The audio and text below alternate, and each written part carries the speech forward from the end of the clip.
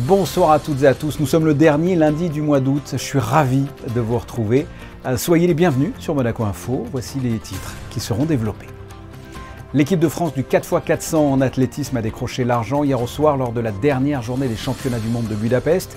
Et dans ce relais, le licencié de la SM Athlétisme, Théo Andan, il sera avec nous dans quelques secondes pour nous conter cette fabuleuse aventure.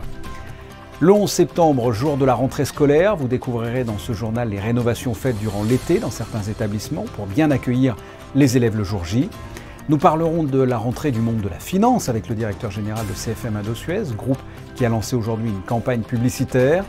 C'est également la rentrée littéraire avec 466 nouveaux romans qui seront proposés dans les librairies entre août et octobre. Nous vous présenterons le nouveau parquet de la salle Gaston Médecin pour accueillir une nouvelle fois les matchs de Betclic Elite et d'Euroleague. Et sachez qu'il vous reste une semaine pour découvrir l'exposition estivale du Grimaldi Forum consacrée à Monet. Il est licencié depuis toujours à la SM Athlétisme. Il est champion de France du 400 mètres depuis quelques semaines et il est depuis hier au soir vice-champion du monde du 4x400 en battant le record de France. Et c'est d'ailleurs la seule médaille française dans ces mondiaux d'athlétisme. Théo Andan, bonsoir. Bonsoir. Félicitations, mais félicitations pour cette médaille d'argent au championnat du monde. Incroyable. Comment vous le vivez maintenant que vous avez pris du recul, puisque c'était hier au soir? J'ai toujours pas atterri, je suis encore dans les nuages là. C'était vraiment une grande émotion. Je pense que c'est la plus grande émotion sportive que depuis que j'ai commencé ma carrière d'athlète. C'était vraiment incroyable. Le stade était plein. Il y avait mes parents, il y avait toute l'équipe de France qui était là. C'était super. Vous saviez avant le départ que vous seriez médaillé. Comment vous l'avez vécu de l'intérieur? On savait que on avait une chance de faire une médaille. C'était vraiment notre objectif d'aller faire une médaille au championnat du monde avec le record de France. De l'intérieur, en fait, quand je vois mes partenaires qui font une course vraiment de folie, ils courent parfaitement et franchement, il n'y a rien à redire. Tactiquement, ils ont été super. Quand je vois que je dois prendre le témoin en deuxième position, là, j'ai eu un peu chaud. J'avais la pression, quoi, parce que je voulais pas me louper. J'avais tout le monde qui courait après moi pour me dépasser et pour essayer de prendre une médaille et il fallait que je résiste. Et voilà, j'ai tout donné dans la dernière ligne droite pour conserver la place de deuxième. Et on l'a fait et c'est super bien. Vous l'avez déjà dit auparavant en interview, c'était un travail d'équipe, mais il faut quand même reconnaître aussi que vous avez, comme on dit, tenu la baraque, notamment en qualif, où c'est dans le finish que vous qualifiez cette équipe de France pour les finales. Vous prenez le relais à la 5e place et vous finissez 2e. Elle était importante cette qualif, Oui, elle était importante parce qu'il fallait qu'on marque un peu les esprits, il fallait dire fallait prouver qu'on était là, qu'on n'était pas là, qu'on n'était pas venu ici pour jouer. Et voilà, nous, en qualif, on a fait le boulot et voilà, ça nous a permis d'être relativement en bonne confiance pour la finale. Et vous vous rendez compte que vous avez battu le record de France d'il y a 20 ans et que vous êtes les seuls avec ce 4x400 à rapporter une médaille à la France? Ce record de France, c'était vraiment un objectif parce que c'était un record de France qui est mythique. Tout le monde en parle aujourd'hui. Là, ça fait 20 ans, presque jour pour jour. Ouais. On est vraiment super fiers d'avoir battu ce record de France et on est aussi super fiers de ramener cette médaille à l'équipe de France. Je pense que c'est la médaille de toute l'équipe de France. Tout le monde mérite cette médaille et voilà, on la partage avec tout le monde, tout le staff et toute l'équipe de France. J'imagine que les membres de la SM Athlétisme doivent être fiers de vous aussi. Vous avez déjà eu des contacts, on vous a félicité. J'imagine que vous êtes débordé de messages, non? Oui. J'ai eu Jacques Canduceau au téléphone, j'ai eu des messages de Jean-Pierre Chobel, de Frédéric Chocard, dans le groupe WhatsApp du club, on m'a envoyé plein de messages et franchement c'est super touchant et ça me fait plaisir parce que moi, je fais du sport pour les émotions et ça me fait plaisir de pouvoir procurer des émotions aux gens comme ça et voilà, ça me pousse encore à aller encore plus loin. Oui, on peut dire d'ailleurs que c'est votre année entre la médaille de bronze au championnat d'Europe en août dernier, votre titre de champion de France en individuel il y a quelques jours et maintenant 2e au championnat du monde. C'est une très bonne année là pour vous. c'est clair, c'est une très bonne année. Je peux pas là, je pense que je peux pas arriver mieux. Ouais. Peut-être que je peux aller chercher les minima pour les Jeux Olympiques l'année prochaine, qui sont à 45,00. Je suis pas très loin. Et oui, franchement, c'est une année super réussie. J'ai réalisé tous mes objectifs et il faut que je continue sur cette dynamique. Ouais, on le voit, hein, là, vous l'avez évoqué, vous avez les yeux rivés vers 2024, Paris et les JO, j'imagine. Oui, clairement, là, mon objectif, c'est de réaliser les minima pour faire le 400 mètres en individuel. Et voilà, là, avec cette médaille d'argent, nous, l'année prochaine, on veut vraiment une médaille d'or avec le relais. Je pense qu'on est capable. On va booster à domicile avec toute l'énergie du public, de nos proches, etc. Et ça sera super. En attendant, vraiment, on est très fiers de vous, Théo, parce qu'il faut le rappeler, on vous a connu très jeune, vous avez fait un stage quand vous étiez à l'école chez nous sur Monaco Info, et à l'époque, j'imaginais vraiment pas du tout que l'on se retrouverait comme ça, l'un en face de l'autre, pour cette interview, parce que vous êtes un des meilleurs coureurs du 400 mètres au monde, et désormais médaillé d'argent, encore une fois. Félicitations, Théo. On est sur Monaco Info très content pour vous. Merci beaucoup, c'est super gentil. Merci, à bientôt. On reste dans le domaine sportif. En bref, en basket, l'équipe de France ne s'est pas qualifiée pour la suite du championnat du monde avec 2 matchs et 2 défaites, dont la dernière face à la Lettonie après avoir mené au score sur presque la totalité de la rencontre.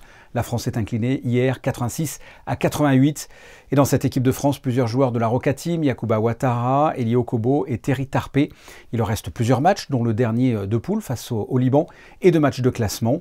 Et un autre Rocaboy participe à ces championnats du monde, Donatas Motiejunas, qui s'est qualifié avec la Lituanie pour la suite de la compétition.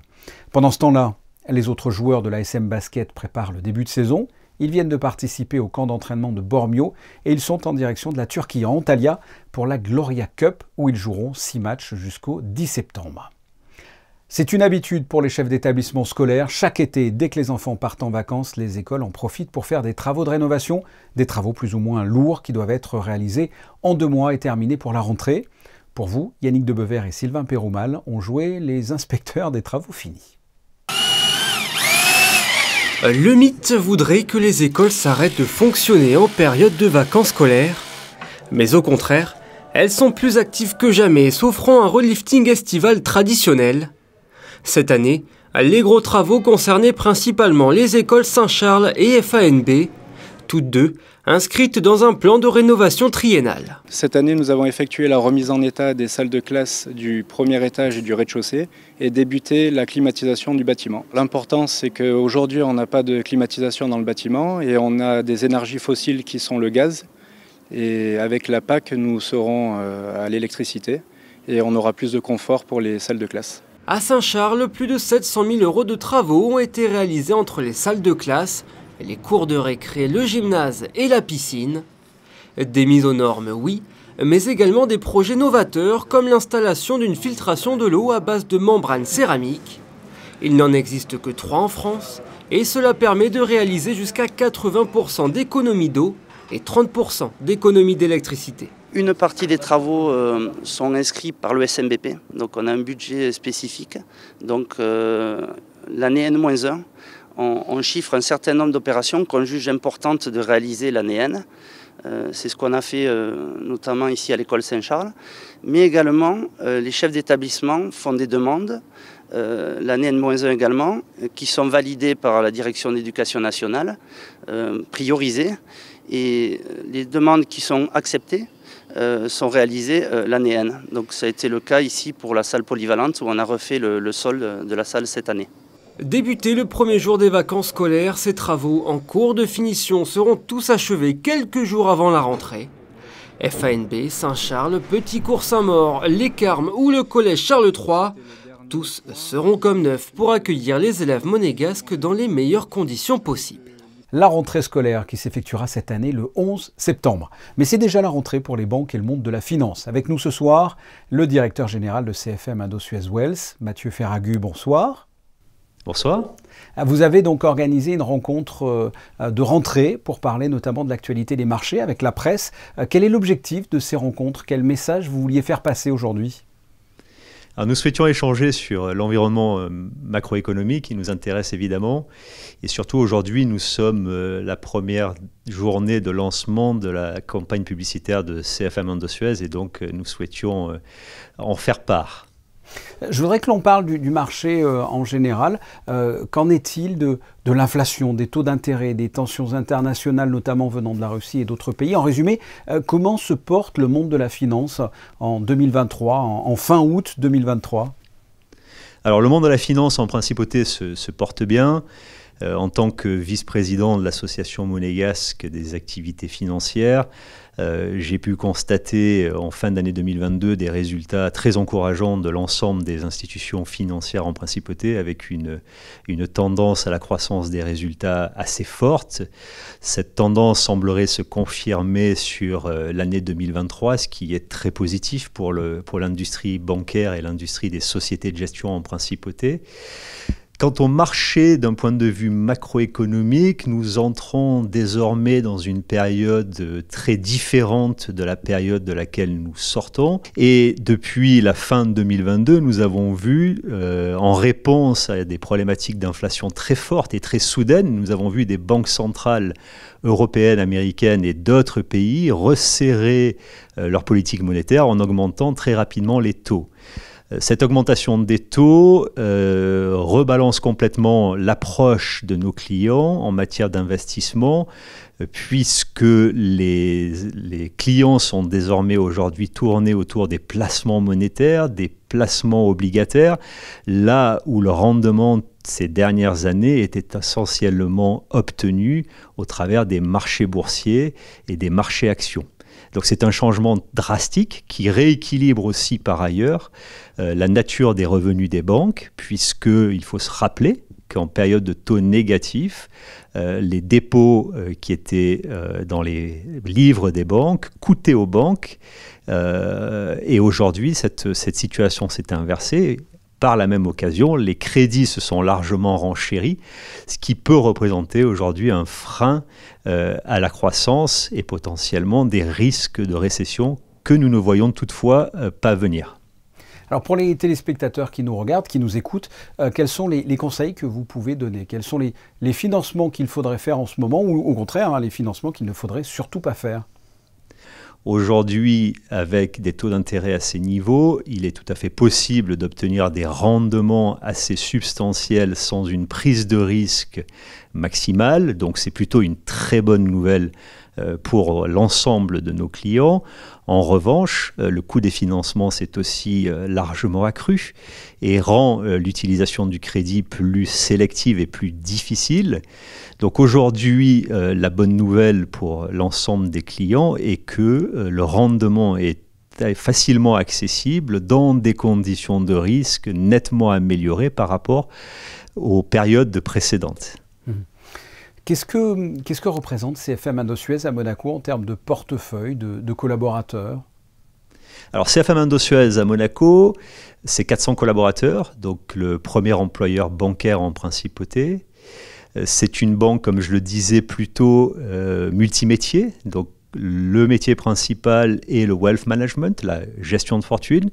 Mais la banque aussi exerce dans le financement, donc financement d'acquisition, financement de levier, mais aussi financement structuré, financement de rachat d'entreprises, ce sont des métiers sur lesquels nous exerçons, accompagnement des entreprises monégasques, puisque 2 entreprises sur 3 en principauté sont clientes de CFM Indosuez, et enfin tous les services de banque de détail qui accompagne nos clients essentiellement sur les opérations bancaires de tous les jours.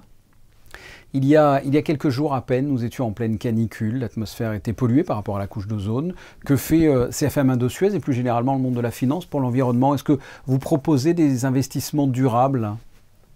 Côté CFM, nous avons entrepris des actions concrètes qui nous sont propres localement. Les premières, ce sont les actions autour de la Blue Finance. Nous avons mis en place, en coordination avec l'Institut océanographique dont nous sommes partenaires, des solutions d'investissement spécifiques qui permettaient de flécher les capitaux vers des actions concrètes autour du SDG 14. Et nous avons aussi par ailleurs mis en place cette année 2 financements que l'on qualifie verts, par lesquels nous donnons des conditions de financement plus intéressantes en matière de taux à nos emprunteurs quand ils s'engagent de leur côté, et notamment en matière d'immobilier, à avoir des biens qui soient plus respectueux de l'environnement. Mathieu Ferragut, merci d'avoir fait comme ça le tour un peu du marché actuellement. Merci beaucoup. Merci. La fin de l'été approche et la rentrée littéraire a déjà débuté. Combien de nouveaux romans vont paraître d'ici octobre? Quels sont ceux à ne pas rater? Frédéric Hélion et Jean-Alexandre Dordet sont allés prendre le pouls à la Fnac. C'est toujours un moment attendu par les lecteurs. La rentrée littéraire est l'occasion de découvrir différents livres ou auteurs. 466 nouveaux romans vont arriver dans les rayons des librairies entre août et octobre. 321 sont en français, 145 traduits. Une rentrée riche avec 76 primo-romanciers ainsi que des grands noms. Là, forcément, on a des figures comme Amélie Nothomb, Serge Joncourt, qui vont plus faire parler d'eux dans les médias, et donc forcément, les lecteurs seront plus au rendez-vous. Pour la 22e année consécutive, la Fnac organise son prix du roman. Depuis le mois de mai, un jury de 400 libraires experts et 400 adhérents lecteurs a pu lire en avant-première de nombreux romans de cette rentrée littéraire pour en sélectionner 30, puis 5 finalistes le 23 août. Veiller sur elle de Jean-Baptiste Andréa paru chez l'Iconoclaste. Donc parmi les 5 finalistes du prix roman Fnac, c'est mon préféré. Donc pourquoi? Parce qu'en fait c'est une histoire d'amour qui présente 2 personnages, donc Mimo et Viola.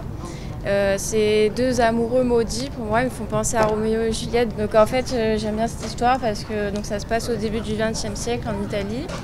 Et donc l'ambiance et la façon dont c'est raconté, c'est une histoire assez romantique, et donc ça présente 2 amants maudits, et c'est une histoire de romance passionnée. Voilà. Le lauréat du prix roman Fnac sera annoncé le 30 août et mis à l'honneur le 11 septembre lors d'une soirée au théâtre Édouard VII à Paris. Pendant que les Rocaboys préparent leur saison à l'extérieur, je vous en ai parlé précédemment, la salle Gaston Médecin continue son lifting. Après la grande rénovation de l'été 2022, d'autres modifications ont été apportées durant l'intersaison, avec notamment un tout nouveau parquet. Le reportage de Frédéric Hélion sur des images de Jean-Alexandre Dordet. La Roca Team retrouvera ses supporters à Gaston Médecin le 26 septembre face à Saint-Quentin à l'occasion de la 3e journée de Betclic Elite. Le public et les joueurs pourront découvrir un nouveau parquet changé intégralement durant l'été après 8 semaines de travaux. Le précédent parquet datait de 2012. On a remplacé un peu plus de 900 mètres carrés de parquet. C'est du parquet en hêtre massif. La technique est un petit peu différente de celle employée précédemment, puisque ce sont des lames qui sont posées directement sur des plaques. Donc en fait, le parquet pourrait être complètement démontable, et c'est le type de parquet qu'on peut retrouver en NBA. Nous avons laissé les choix des teintes au club, mais nous avons tenu à essayer de régler un petit peu le problème des reflets sur le parquet. Donc nous avons opté pour une peinture mate. Une option qui devrait favoriser le rendu télévisuel des matchs. D'autres ajustements ont été effectués dans la salle. La table commentateur présente à la sortie du tunnel des vestiaires a été déplacée plus haut pour permettre la création de 6 nouveaux sièges VIP. Des sanitaires ont été installés dans les vestiaires, Roca Team et visiteurs. Enfin, la table animation éclairage sera aussi déplacée pour gagner des places pour le public. Il s'agit de la plus grande exposition consacrée au peintre impressionniste Claude Monet, réalisée depuis 10 ans en Europe. Monet en pleine lumière a ouvert ses portes au public début juillet au Grimaldi Forum. Pour ceux qui ne s'y sont pas encore rendus, il vous reste une semaine. Et voici le reportage d'Alexandra Pani qui va peut-être vous donner envie d'y aller faire un tour. Que découvrir de plus de cet artiste majeur qui a marqué le 19e siècle? C'est là toute l'ambition de cette exposition. Claude Monet vu autrement, à travers sa quête de la lumière idéale, de sa jeunesse havraise à ses derniers tableaux à Giverny, en passant par ses œuvres réalisées sur la Riviera, un séjour qui lui servira de véritable déclic dans son œuvre. Les peintures, avant toute chose, et au cœur de celle-ci, les peintures de la Riviera. Alors la scénographie de cette exposition, eh bien, elle s'organise chronologiquement avec une cathédrale les œuvres peintes par Claude Monet sur la Riviera, les unes isolées des autres, mais toujours en dialogue les unes avec les autres, ce qui nous permet à la fois d'appréhender l'œuvre de Monet comme personnellement je n'ai jamais pu le faire, c'est-à-dire de les voir à différents points de vue, de loin, de près, et donc de saisir toute la matière picturale et finalement tout le process et l'ambition de l'artiste. Donc ça, c'est extrêmement émouvant. Et puis aussi, en allant de point en point, de tableau en tableau, d'évoquer symboliquement les pérégrinations de Monet sur la Côte d'Azur, car c'est quelqu'un qui marchera, voyagera, posera son chevalet, et tout cela, ça prend une dimension considérable dans son parcours. L'exposition plonge le visiteur dans l'univers du maître de l'impressionnisme grâce aux près d'une centaine d'œuvres, des collections publiques aux collectionneurs privés, dont des toiles appartenant au prince Albert II. On a effectivement la chance et l'honneur d'accueillir les toiles de Monet du Prince. Également beaucoup de collectionneurs en principauté de Monaco, des collectionneurs privés qui ont bien évidemment joué le jeu avec enthousiasme. Et puis un grand prêteur qui est Marmottan Monet qui nous prête à peu près la moitié des œuvres de cette exposition. Mais également pour pouvoir parler de Monaco en pleine lumière et de ce fameux focus sur le travail de Monet sur la Riviera, il a fallu aller loin et ce sont près de 35 prêteurs en plus de Marmottan Monet qui ont été sollicités du monde entier, du Brésil en passant par les États-Unis, l'Asie, l'Europe évidemment. Des toiles venues donc du monde entier et une scénographie qui encore une fois a su mettre en valeur les œuvres du maître avec un jeu de lumière, un cheminement didactique et des volumes que très peu de lieux peuvent offrir. Vous avez jusqu'au 3 septembre pour découvrir cette exposition. En revanche, en raison du lancement annuel de la saison de football des clubs de l'UEFA au Grimaldi Forum, l'accès à l'exposition Monet ce jeudi et vendredi se fera par l'accueil administratif. Exceptionnellement, il n'y aura pas d'ouverture nocturne ce jeudi, mais une nocturne supplémentaire est prévue le vendredi 1er septembre. Après 2 jours pluvieux, voyons à présent si la grisaille va perdurer ce mardi en principauté. Bonsoir Yannick de Bever. Bonsoir Fabien, bonsoir à tous. De très faibles précipitations sont prévues à Monaco ce mardi et il y a même des chances que l'on passe entre les gouttes. Par contre, la grisaille sera bien présente et ce pendant toute la journée. Les températures ne bougent pas, le thermomètre indiquera 18 degrés au lever du jour et 25 pour l'après-midi. Ce mardi 29 août, il faudra souhaiter une bonne fête à toutes les Sabines. Merci Yannick. Elle fait peau neuve, la pelouse du Stade Louis II, afin de préparer cette nouvelle saison qui s'annonce plutôt bien. La SMFC est pour le moment leader du championnat après 3 journées. Ce sont les photos du jour de Manuel Vitali. Vous retrouverez d'ailleurs un reportage consacré à ce replaquage de pelouse dans l'édition de demain que j'aurai le plaisir de vous présenter. En attendant, je vous souhaite de passer une excellente soirée. La suite de vos programmes, c'est sur Monaco Info. À très bientôt.